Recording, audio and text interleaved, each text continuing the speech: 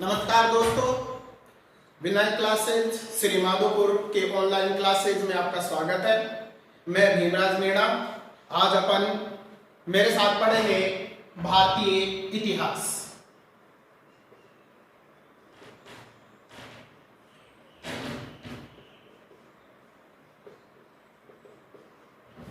देखिए,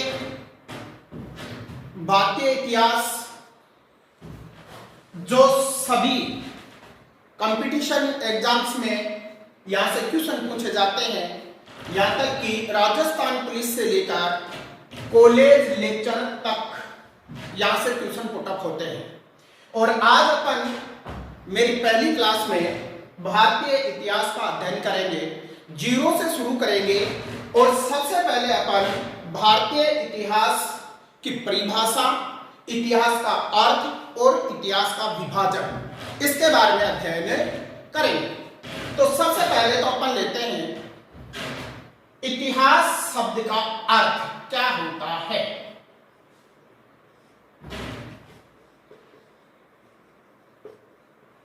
देखिए, इतिहास शब्द का अर्थ बहुत कम लोगों को पता होता है। सबसे पहली बात, इतिहास शब्द में क्या है? देखिए, इति धन आस, इतिहास, जिसका अर्थ होता है कि ऐसा हुआ होगा। तो क्या अर्थ हुआ इतिहास शब्द का? इतिहास शब्द का अर्थ हुआ ऐसा हुआ होगा। दूसरी बात, अब है इतिहास की परिभाषा। तो देखिए, इतिहास की परिभाषा क्या होती है? इतिहास की परिभाषा है अतीत की घटनाओं का, क्या कहेंगे? अतीत की घटनाओं का क्रमबद्ध अध्ययन। फिर से देखते हैं एक बार। परिभाषा है अतीत की घटनाओं का क्रमबद्ध अध्ययन क्या कहलाएगा? इतिहास कहलाएगा। अब फिर से देख लीजिए एक बार। इतिहास शब्द का अर्थ होता है ऐसा हुआ होगा। दूसरी बात, परिभाषा लेते हैं तो परिभाषा होती है अतीत की घटनाओं का क्रमबद्ध अध्ययन, इतिहास कहलाता है। अब अपन बात करेंगे आगे, इतिहास के कितने पार्ट होते हैं, कितने भाग होते हैं। तो इतिहास का विभाजन करेंगे तो देखते हैं, बात देखिए,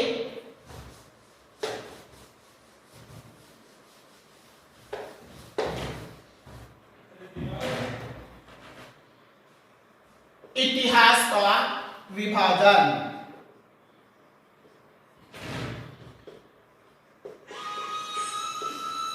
तो देखिए, जनरली इतिहास को अपन तीन भागों में विभाजित करते हैं।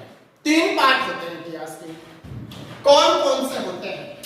बहुत से लोग इतिहास के तीन पार्ट रखते हैं: प्राचीन भारत का इतिहास, मध्यकालीन भारत का इतिहास और आधुनिक भारत का इतिहास। दोस्तों, यह गलत है। इतिहास के तीन ही पार्ट होते हैं और तीन पार्ट कौन से होते हैं उनकी चर्चा अपन करने वाले हैं। तो देखिए, पहला पार्ट है प्रागैतिहासिक काल। पहला पार्ट है इतिहास। दूसरा पार्ट होता है आद्य ऐतिहासिक काल। और तीसरा पार्ट लेंगे अपन ऐतिहासिक काल। ये तीन पार्ट होते हैं इतिहास के। फिर देखते हैं, कहां देखिए, इतिहास के तीन भाग होते हैं: प्रागैतिहासिक काल, आद्य ऐतिहासिक काल और ऐतिहासिक काल। ये इतिहास के तीन भाग होते हैं। अब बात आगे की यह है कि ये प्रागैतिहासिक काल है क्या है, आद्य ऐतिहासिक काल क्या है और ऐतिहासिक काल क्या है, तथा इनमें किनका अध्ययन किया जाता है? तो सबसे पहले बात देखते हैं, प्रागैतिहासिक काल। प्रागैतिहासिक काल का अर्थ होता है इतिहास की वह शाखा जिसमें किसी प्रकार की कोई लिखित सामग्री प्राप्त नहीं होती है। क्या मतलब हुआ? प्रागैतिहासिक काल इतिहास की वह शाखा जिसमें किसी प्रकार की कोई लिखित सामग्री प्राप्त नहीं होती है। दोस्तों, अपन यूं भी कह सकते हैं कि इस काल में किसी प्रकार की भाषा और लिपि का विकास नहीं था। अगर भाषा और लिपि का विकास ना होता तो निसंदेह प्रागैतिहासिक काल में कुछ न कुछ अवश्य लिखा जाता। प्रागैतिहासिक काल इतिहास का पहला पाठ है। अब बात आती है कि प्रागैतिहासिक काल में अपन अध्ययन किसका करते हैं? तो प्रागैतिहासिक काल में अपन अध्ययन करते हैं पाषाण काल। किसका अध्ययन करेंगे? पाषाण काल का अध्ययन करेंगे। दो बातें हैं। फिर देखिए, प्रागैतिहासिक काल इतिहास की वह शाखा जिसमें किसी प्रकार की कोई लिखित सामग्री प्राप्त नहीं होती है, और इसमें अपन अध्ययन करेंगे किसका? पाषाण काल का। पाषाण काल की भी 3 स्टेपें होती है, अर्थात पाषाण काल को अपन 3 भागों में विभाजित करेंगे। पाषाण काल की 3 स्टेप होती है, पुरापाषाण काल, मध्य पाषाण काल और नवपाषाण काल। यह 3 स्टेप होती है पाषाण काल की। इससे आगे अपने को नहीं चलना है। दूसरे अपन लेते हैं इधर आते ऐतिहासिक काल। आते ऐतिहासिक काल इतिहास का दूसरा भाग है, और आते ऐतिहासिक काल में देखिए क्या होता है। आते ऐतिहासिक काल का तात्पर्य है कि इस काल में लिखित सामग्री तो है,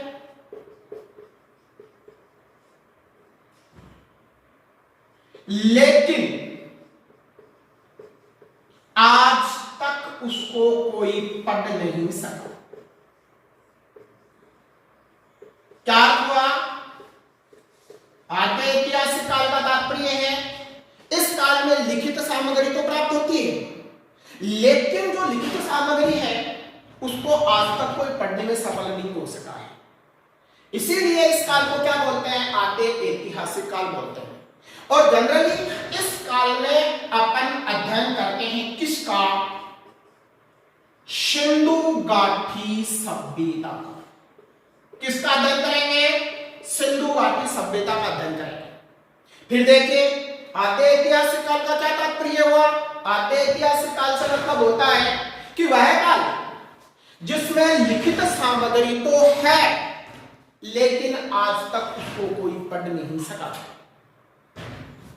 अध्ययन करेंगे इसमें सिंधु घाटी सभ्यता का। लेकिन यहां पर एक अपवाद है, और इस अपवाद स्वरूप जो काल आता है आपका वैदिक काल भी किस में आता है? आद्य ऐतिहासिक काल के अंतर्गत आता है। और इसको लेंगे अपन अपवाद स्वरूप। क्यों लेंगे?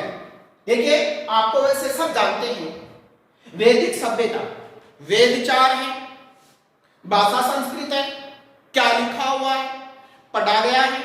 लेकिन मैंने आते ऐतिहासिक काल में आपको कहा है कि लिखित सामग्री तो है लेकिन पढ़ा नहीं जा सकता, जबकि वेदों में तो लिखा है और उसे पढ़ा भी गया है। वेदों को अपौरुषेय माना जाता है। इसी कारण से वैदिक सभ्यता को आद्य ऐतिहासिक सभ्यता के अंतर्गत रखा जाता है। तीसरा इतिहास का तीसरा पाठ होता है ऐतिहासिक काल। देखिए दोस्तों,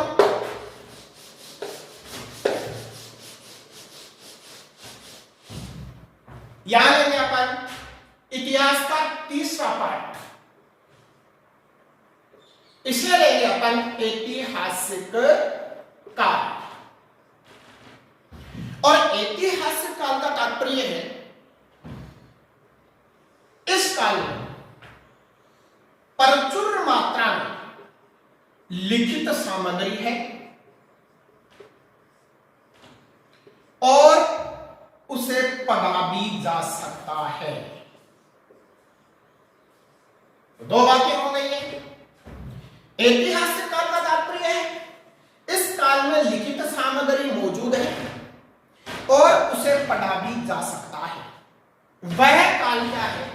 ऐतिहासिक काल कहलाता है। अर्थात कहने का मेरा तात्पर्य यह हुआ कि ऐतिहासिक काल से लिखित सामग्रियां प्राप्त होती है, उसे पढ़ा भी जा सकता है। जैसे कि अपन एक बात ले लेते हैं, उदाहरण के तौर पर अपन मौर्य काल की बात कर लेते हैं, छोटी सी, हालांकि इससे पहले से ही ऐतिहासिक काल माना जाता है। मैं केवल एग्जाम्पल के तौर पर बता रहा हूं। देखिए, मौर्य काल में अशोक के अभिलेख मिले। अशोक के अभिलेखों को खोजने का श्रेय 1750 ईस्वी में किसको दिया जाता है? टिफेन थेलर को दिया जाता है। 1750 ईस्वी में अशोक के शिलालेखों को टिफेन थेलर ने खोजा, जबकि 1837 ईस्वी में जेम्स प्रिंसेप नामक विद्वान ने अशोक के अभिलेखों को पढ़ा, तब जाके पूरा का पूरा मौर्य काल का इतिहास प्रकाश में आया। यह इतिहास के 3 पार्ट है, फिर सुन लीजिए। प्रागैतिहासिक काल, आद्य ऐतिहासिक काल, ऐतिहासिक काल। प्रागैतिहासिक काल में अपन ने बात कही इतिहास की वह शाखा जिसमें किसी प्रकार की कोई लिखित सामग्री उपलब्ध नहीं है। अब इसका अध्ययन जो किया जाता है वो केवल उत्खनन के आधार पर या उत्खनन में जो उपकरण मिले हैं उन्हीं के आधार पर इसका अध्ययन किया गया है। दूसरा, प्रागैतिहासिक काल में पाषाण काल का अध्ययन किया गया है या पाषाण काल इसमें पढ़ा जाता है। और पाषाण काल में मानव धातु से परिचित नहीं था। मानव के जितने भी औजार थे वो केवल पाषाण पत्थर से निर्मित थे। दूसरा काल अपन ने लिया आद्य ऐतिहासिक काल। आद्य ऐतिहासिक काल का तात्पर्य मैंने आपको बताया कि इतिहास का वह काल या इतिहास की वह शाखा जिसमें लिखित सामग्री तो मौजूद है लेकिन आज तक उसको कोई पढ़ नहीं सका। इस काल में अपन ने जो अध्ययन की बात कही थी वो सिंधु घाटी सभ्यता की बात कही। सिंधु घाटी सभ्यता की लिपि आपको सबको पता है, बुश्ट्रोफेदन लिपि है, कीलाक्षर संकेताक्षर लिपि इसको कहते हैं। आज तक इसको कोई पढ़ने में सफल नहीं हुआ, हालांकि कई बार इसके अध्ययन के इसको पढ़ने का प्रयास किया गया लेकिन आधिकारिक तौर पर अब इसकी पुष्टि नहीं हुई। तीसरा पार्ट अपन ने लिया ऐतिहासिक काल। और ऐतिहासिक काल इतिहास की वह शाखा जिसमें लिखित सामग्री भी मौजूद है और उसे पढ़ा भी गया है। और इस काल में अपन ने उदाहरण के तौर पर मौर्य काल की बात की। यह इतिहास के विभाजन है, इतिहास को 3 भागों में विभाजित किया गया है। अब इससे आगे अपन देखते हैं। हाँ दोस्तों, अपन ने इतिहास के विभाजन के बारे में पढ़ा। अब इससे आगे की क्लास में मैं आपको सम्मतों के बारे में और सम्मत कैसे चेंज होते हैं, कहां से चलते हैं, इसका अध्ययन करेंगे। इसके बाद में आपको शुरू से 0 से भारतीय इतिहास का अध्ययन करवाऊंगा और शुरू से लेके मैं आपको 1950 तक भारतीय इतिहास के बारे में बताऊंगा। अगर मेरी क्लास आपको पसंद आई हो तो लाइक और चैनल को सब्सक्राइब ना करना भूलिए। धन्यवाद।